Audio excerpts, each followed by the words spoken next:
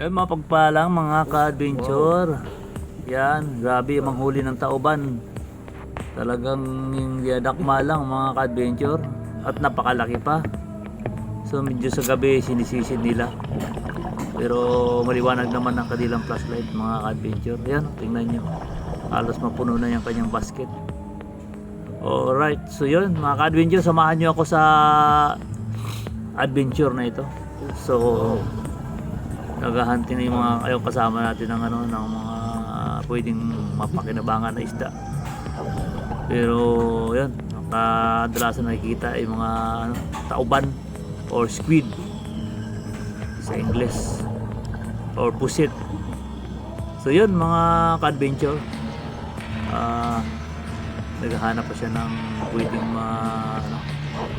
mahuling ano, mga seafood. So yun lang, stay tuned lang mga ka-adventure. Time check tayo, anong oras tayo? Maga, alas 5. So yun mga ka-adventure, grabe oh,